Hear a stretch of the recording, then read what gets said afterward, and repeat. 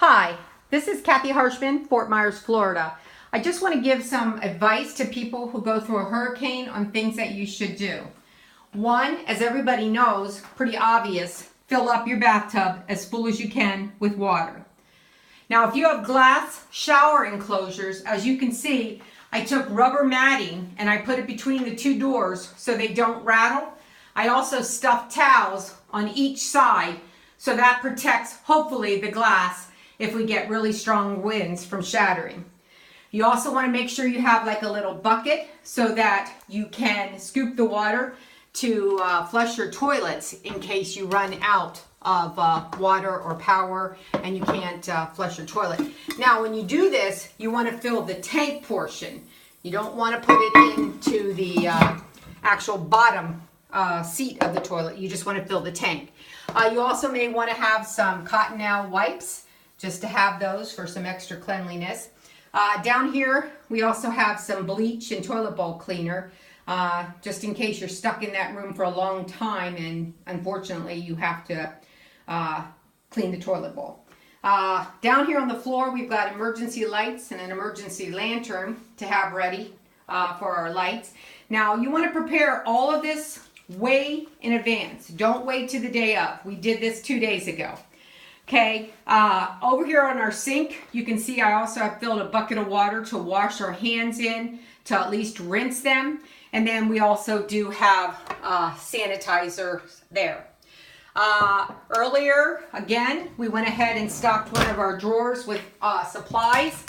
We did bring in toothbrushes, we have Band-Aids, we have Tylenol.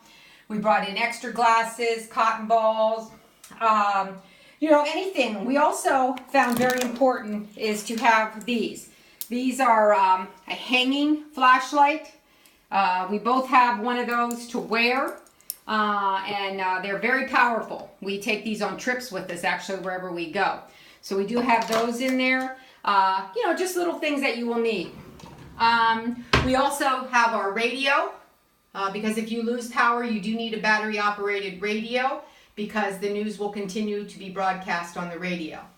Over here, we also have a battery pack that we can charge a phone with. It is also a flashlight, and we've been having that charged, just ready to go for when the power does go out, so we do have something to charge our cell phones. Now, I want to show you something that some people might not like, but we did this just so that we know you're supposed to have all your interior doors shut during the peak times of the hurricane. So we have that all taken care of, but we also, in our bathroom, under our cabinet, we cleaned it out and we put some supplies just to keep us from going out of this space once the heaviest winds come through. Got a little bit of junk food in here, but you know, we have gum and apples and crackers and cereal and peanuts. And of course some candy. That should keep us for a couple hours while the heaviest storm goes through. We also just for whatever threw some plates and silverware and cups in here. Now we also have games ready to go. We also have Sudoku. We also have books, cards, paper and pencil. In here we have extra toilet paper, and we have also put extra water in here so that we do not have to leave this room again. We also have our purses in here ready to go in case of an emergency. We wanted everything in this room if we had to flee. We have 2 ponchos in this room with us. We also have our important information in here with us, things that we would want to quickly throw into our car. We also have all our medications in here, and we also have our gun and bullets in here in case of any type of looting or anything that would go on in your community. Now, again, that's a personal preference, but we wanted to be prepared. Now, in our little hallway that is also enclosed, as you can see, stepping out of the bathroom, we have a door here, and we will be shutting the bathroom door during the intense storms. But right now, while we don't have those high winds, we have set up like a little space, especially if you have kids or if you just have 2 bored adults. We did set up a little space inside this little tiny hallway, And we have our lantern, we have our games, our chairs, and we do have a cooler down here with ice and, you know, just a couple little cool snacks just so we have them ready to go. Again, our plan is once the heaviest storms come in, we are not leaving this area. We will start in the small area first. As you can see, very tiny area. It will have 4 doors around it, no windows. And when the highest winds come in, then we will move into our bathroom area. And we do have cushions ready to go that we will put on this floor. We are prepared to sleep here tonight.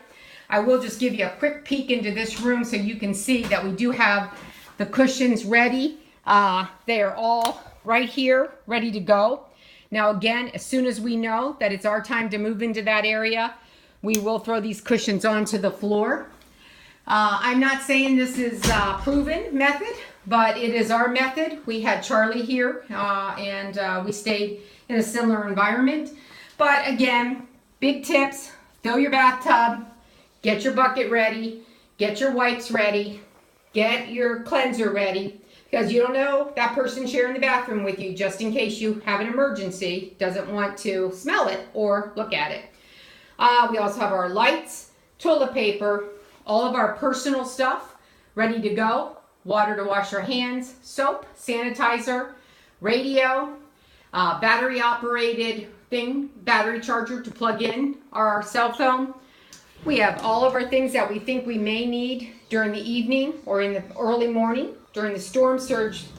We are not at this point in a high level, so we're planning on staying here. Under here we have ponchos, we have an extra lighter, we have our important documents with us. We also have our medication, other important documents. We also have our gun. And in here, again, quickly, games, food, water, your purse if you're a woman, ready to go. And then our exterior area, which is also enclosed, a little playroom for either your kids or yourself with a cooler and some games. I hope this has helped everybody. This is very important information, we think. But again, remember, prepare well in advance. Do not wait to the day of. We did this 2 days ago, and we feel pretty confident. We're going to write out this IRMA number 4 in this room. I'll let you know how it goes.